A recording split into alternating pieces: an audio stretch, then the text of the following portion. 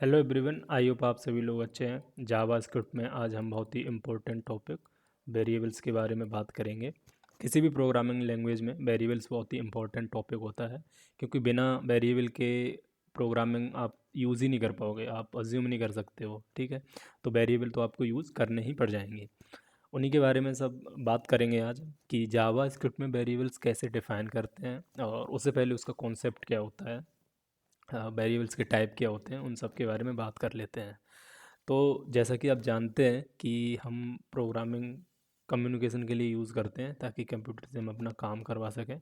अभी काम करने के लिए हमें डेटा चाहिए हुआ।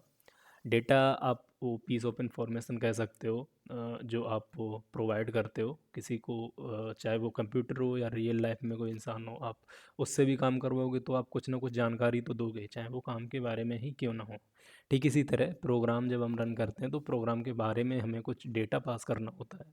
उस डेटा को हम कई तरह से रिप्रेजेंट करते हैं, लाइक क्लास हो गया, ठीक है, फंक्शंस हो गए और वेरिएबल हो गए। क्लास फंक्शन ये हम बाद में बात करेंगे, आज हम वेरिएबल्स के बारे में बात करेंगे। तो सबसे पहले इसका कॉन्सेप्ट समझ लेते हैं कि एक्चुअली कॉन्सेप्ट कैसा है। तो जैसा कि मैं हमेशा कहता हूँ कि प्रोग्रामिंग में कुछ भी अलग से ऐड नहीं किया है, जो हमारे रियल लाइफ में हो रहा है उसे रिजॉल्व करने के लिए ही हम प्रोग्रामिंग यूज़ करते हैं। तो ऑब्वियसली हमारे जो कॉन्सेप्ट है वहीं से लिए गए हैं। अभी रियल लाइफ में जैसे आपका नाम है, आपकी एज है, वेट है, डेट ऑफ बर्थ है, इस तरह का जो भी डेटा है ये एक तरह से आपको रिप्रेजेंट करने पड़ेंगे, राइट। तो उन सब का हम वहाँ पर वेरिएबल के रूप में यूज़ लेते हैं, ठीक है। अभी ऐसा भी नहीं है कि आप ये पहली बार यूज़ कर रहे हो सकता है प्रोग्रामिंग में आप वेरिएबल नेम पहली बार सुन रहे हो, लेकिन कहीं ना कहीं आप ये सब पहले भी यूज़ कर चुके हो। फॉर एग्ज़ाम्पल, जब आप मैथमेटिक्स में या स्कूल कॉलेज में मैथमेटिक्स में आपने कुछ इस तरह से कोई इक्वेशन सॉल्व करते टाइम ऐसा ज़रूर लिखा होगा, X equals to 10, Y equals to 20, Z equals to 30। 100% आपने इस तरह से ज़रूर लिखा होगा। हालांकि उस टाइम पे आप इन्हें वेरिएबल ना कह के कुछ और नाम कहते थे, जो भी एक्स वाई जेड आप डायरेक्ट बोल देते थे, ठीक है।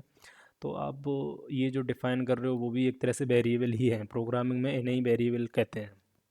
अभी अगर आप देखोगे तो 10 आप एक्स में असाइन कर रहे हो, तो एक्स आप जहाँ पर भी यूज़ करोगे तो उसका मतलब है कि 10 रिप्लेस हो रहा है, राइट। ठीक है, और यहीं से आप वेरिएबल की जो डेफिनेशन है वो कह सकते हो कि वेरिएबल नेम्ड स्टोरेज होते हैं जो किसी वैल्यू को स्टोर करते हैं। हालांकि थोड़ी सी टेक्निकल है, क्योंकि प्रोग्रामिंग में आपको वो बाद में समझ आ जाएगा कि नेम्ड स्टोरेज होते हैं जिसमें हम कोई वैल्यू असाइन करते हैं, कोई डेटा स्टोर करते हैं ताकि हम बाद में यूज़ कर सकें। अभी इसे कैसे यूज़ करेंगे, तो हम आपका ही एग्जांपल लेते हैं कि जब आप एक्स इक्वल्स टू 10 रखते थे, तो आप जहाँ पर भी एक्स यूज़ करते थे तो वहाँ पर 10 भी तो रख सकते थे, ठीक है। Like X square plus Y square आपने लिखा, तो यहाँ पर 10 स्क्वायर वाई स्क्वायर भी तो प्लस सॉरी 20 स्क्वायर भी तो लिख सकते थे, है ना। आउटपुट आएगा, लेकिन बात क्या है कि वो हमारी वैल्यू स्टैटिक हो जाते हैं, ठीक है। आप हर जगह वो चीज़ रखोगे तो वैल्यू स्टैटिक हो जाती हैं, ठीक है। तो कहीं ना कहीं क्या होता है कि अभी सपोज करो 10 में से 2 गए, तो आपको ये कहीं ना कहीं ट्रेस भी तो करना पड़ेगा, right. Trace in the sense 8 आप रखोगे कहाँ, अब डायरेक्टली इधर आपको कुछ चाहिए ना, कोई कुछ ना कुछ तो, ठीक है। तो बस नॉर्मली यही यूज़ है इसका कि आप वैल्यू को ट्रेस करते रहते हो डायनेमिकली, ठीक है। आपको बार बार स्टैटिक नहीं रखनी पड़ती है, ठीक है। तो वही कॉन्सेप्ट यहाँ पर भी है, हम डायरेक्ट स्टैटिक ना रख के हम किसी वेरिएबल में स्टोर करते रहते हैं। हो सकता है उस पूरे प्रोग्राम में उसकी वैल्यू कम भी हो सकती है, ज़्यादा भी हो सकती है। वो डिपेंड करता है आपका लॉजिक, आपका इम्प्लीमेंटेशन कैसा है कोड का, ठीक है। तो ये जो मेन कॉन्सेप्ट था वेरिएबल्स का। अभी समझ लेते हैं जावा स्क्रिप्ट में वेरिएबल्स एक्चुअली कैसे डिफाइन करते हैं, उनके टाइप क्या हैं। तो देखो, वेरिएबल दो टाइप के होते हैं। पहला नॉर्मल वेरिएबल, नॉर्मल, और दूसरा होता है कांस्टेंट वेरिएबल, कांस्टेंट वेरिएबल। आज हम नॉर्मल वेरिएबल के बारे में बात करेंगे, नहीं तो वीडियो बहुत ही लंबा हो जाएगा, तो आप भी थोड़े से बोर हो जाएंगे, ठीक है।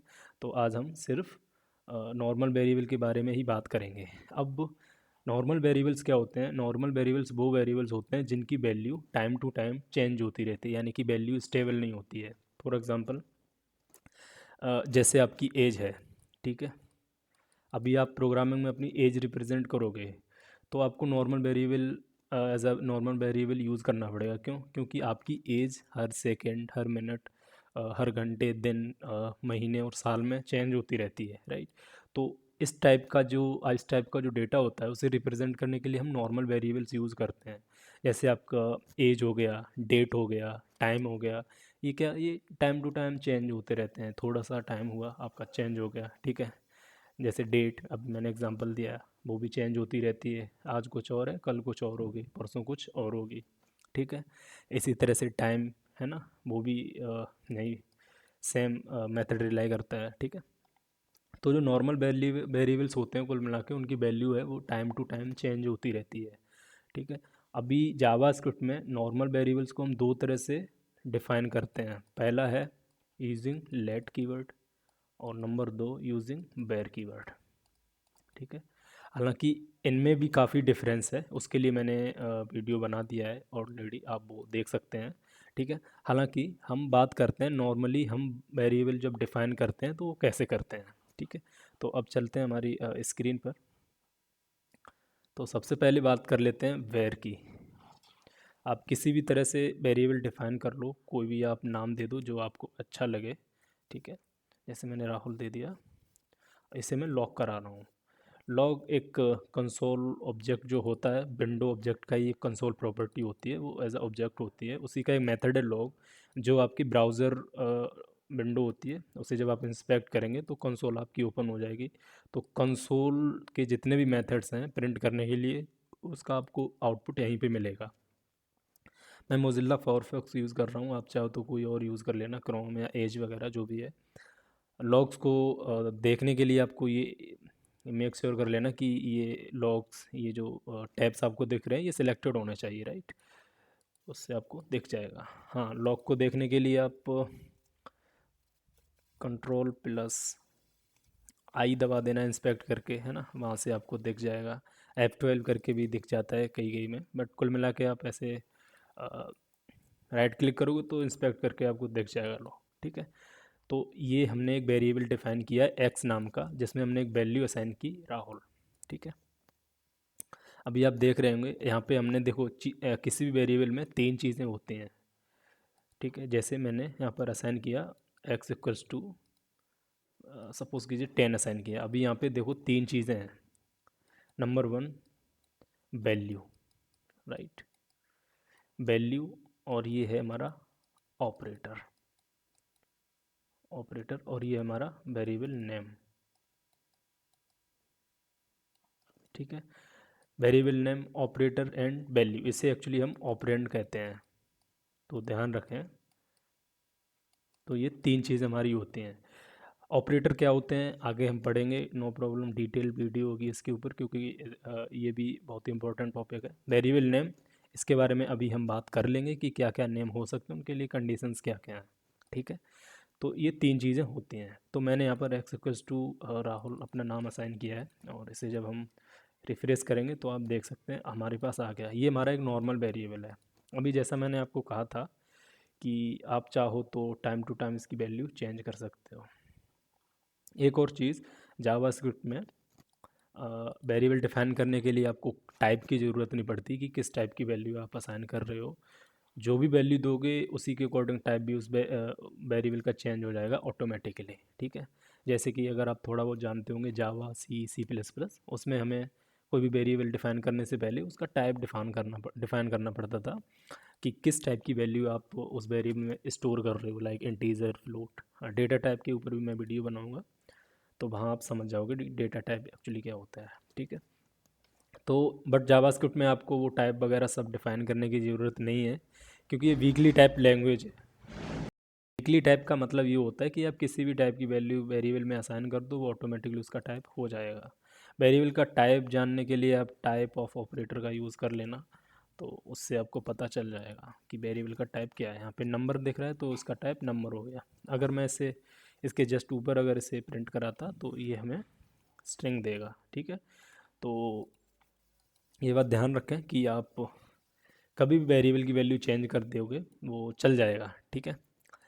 वेरिएबल का नाम आपने एक्स दे दिया, आप चाहो तो दूसरा नाम ले सकते हो, बेर की जगह आप लेट भी ले सकते हो। नॉर्मली इनमें ज़्यादा डिफरेंस मतलब यूज़ करने में होता है, बट एज अ नॉर्मल आप दोनों में से कोई भी यूज़ कर लेना। हाँ कि हालांकि मैंने वीडियो बनाई है, आपकी स्क्रीन पे देख रही होगी, तो वहाँ जाके आप कंपैरिजन इनका देख लेना, डिफरेंस क्या क्या होता है, ठीक है। अभी बात कर लेते हैं कि रूल्स क्या हैं नेम डिफाइन करने के जावास्क्रिप्ट में। तो सबसे पहला रूल जो है वो ये है, आप A to Z, ठीक है, 0 to 9 नंबर मिक्स करके यूज़ कर सकते हो, बट नंबर से किसी वेरिएबल का नाम स्टार्ट नहीं कर सकते। जैसे मैंने यहाँ पर 9F ऐसे लिखा, तो आप देख सकते हो मुझे एडिटर ने ये एरर दे दी है, एन आइडेंटिफायर और keyword can not immediately follow numeric literal, right, ठीक है। हाँ, ऐसे लिटरल भी बोलते हैं प्रोग्रामिंग भाषा में, ठीक है, लिटरल भी इसे बोलते हैं, ठीक है। तो जैसा भी आपको सही लगे वो आप बोल लेना, बट कुल मिला के नंबर से कोई वेरिएबल स्टार्ट नहीं हो सकता है। आपको नंबर अगर ऐड करना तो बीच में या लास्ट में ऐड कर देना चलेगा, ठीक है, इस तरह से ये चलेगा। बीच में आप ऐड कर देना चलेगा, बट शुरू में ऐड नहीं कर सकते हो। और क्या कर सकते हो आप, अंडरस्कोर भी यूज़ कर सकते हो, कोई प्रॉब्लम नहीं है, आप अंडरस्कोर यूज़ कर सकते हो। अंडरस्कोर आप जहाँ भी चाहो, ये वेरिएबल डिफाइन नहीं है, मैंने चेंज नहीं किया था इसलिए एरर मिली मुझे, ठीक है। अंडरस्कोर को आप चाहो तो शुरू में यूज़ कर सकते हो, अंडरस्कोर किधर भी यूज़ कर सकते हो, इससे ज़्यादा कोई प्रॉब्लम नहीं है, ठीक है। अंडरस्कोर यूज़ कर सकते हो, बट ध्यान रहे आप हाइफन यूज़ नहीं कर सकते हो, हाइफन यूज़ करोगे तो एरर आएगी, ठीक है। नंबर 2, 3 ये चीज़ होगी। नंबर 4, आप चाहो तो डॉलर भी लगा सकते हो, डॉलर भी लगा सकते हो, इससे भी कोई प्रॉब्लम नहीं है। तो ये बात भी ध्यान में रखें, ठीक है। सबसे मोस्ट इम्पोर्टेंट एक जो बात है वो ये है कि वेरिएबल के जो नेम है उनका कोई सेंस बनना चाहिए कि उसका नाम क्या है। फॉर एग्जांपल मैंने अभी ऐसा नाम दे दिया, ठीक है, अभी इसका कोई सेंस नहीं बनता है आपको कि नहीं, मुझे तो पता है कि मैंने इसमें क्या साइन किया, ठीक है। आपका 2 लाइन का प्रोग्राम है, आपको अभी पता है, अभी सपोज़ करो आपका 1000 या 2000 लाइन का कोड होगा, फिर क्या करोगे? 100% आप ऐसे कंफ्यूज होगे कि अगर 1 घंटे में वो काम होना होगा तो आप 2 4 दिन लगा दोगे ऐसे नेम रख के, ठीक है। तो नेम का कोई वेरिएबल नेम का एक सेंस बनना चाहिए, जिससे आपको खुद लगे कि ये वेरिएबल नेम में क्या हो सकता है। फॉर एग्जांपल मैंने इसमें लिख दिया नेम, ठीक है, अभी नेम वेरिएबल है तो कोई भी सोच के बता देगा कि नेम है तो किसी पर्सन का नेम ही होगा, राइट, किसी पर्सन का नेम ही होगा, 100% ये बोलेगा, ठीक है। इसी तरह से एज है तो आप एज रख लो, ठीक है, आपको ये पसंद नहीं है पर्सन एज रख लो, ठीक है। बट कुल मिला के उसका एक सेंस बनना चाहिए, ऐसा नहीं हो सकता आपने वेरिएबल नेम दे दिया नेम और आप उसमें से एज असाइन कर रहे हो, समझ रहे हो, ये प्रोग्राम एरर नहीं देगा। प्रोग्राम को तो सिर्फ वैल्यू चाहिए, दैट्स इट, प्रॉपर सिंटैक्स होना चाहिए, वैल्यू होनी चाहिए, प्रोग्राम रन होगा, बट सेंस नहीं बनता। आप खुद कंफ्यूज हो जाओगे कुछ टाइम के बाद, लॉजिक आप गलत करने लगोगे जब आपका प्रोग्राम बढ़ रहा होगा, ठीक है। तो ये 4 बातें। एक और सबसे महत्वपूर्ण बात ये थी कि जब नाम वेरिएबल नेम बड़ा हो तो हो सके आप उसे कैमल केस में लिखें या अंडरस्कोर लगाना है। फॉर एग्जांपल मैं यहाँ पे फुल नेम देता हूँ, ठीक है, अभी आपको ज़्यादा बड़ा नेम नहीं है तो इजी लगेगा, फुल नेम के लिए दे सकते हो। अभी जैसे मैंने दे दिया माई फुल नेम, ठीक है, ठीक। तो जब ज़्यादा बड़े हो जाएं तो वर्ड्स को ब्रेक करके उन्हें कैमल केस में लिख दो। फॉर एग्जांपल माई, माई को एफ कैपिटल बना दी, देन यहाँ पर एन कैपिटल बना दिया, राइट। इस तरह से कैमल केस में लिख दो नेम को, जो भी वेरिएबल का नेम अगर ज़्यादा बड़ा हो रहा है, ठीक है। अगर आपको कैमल केस अच्छे नहीं लगते तो आप अंडरस्कोर लगा दो इस तरह से, ये भी एक अच्छा तरीका है। पर्सनली मैं बहुत यूज़ करता हूँ PHP में,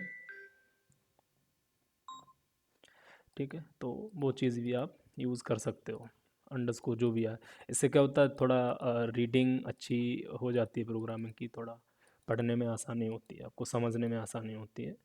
तो ये 4 5 चीज़ें वेरिएबल के बारे में ज़रूर ध्यान रखें। आई होप आपको उसका कॉन्सेप्ट अच्छे से समझ आ गया होगा। फिर भी कोई प्रॉब्लम है तो नीचे कमेंट बॉक्स में पोस्ट कर देना, मैं जल्दी से जल्दी रिप्लाई देने का ट्राई करूँगा। बाकी जो बेर और लेट में डिफरेंस क्या होता है और कांस्टेंट वेरिएबल्स क्या होते हैं, इसके बारे में मैं आपको डिटेल वीडियो बना दूंगा। बाकी मिलते हैं नेक्स्ट वीडियो में, थैंक यू।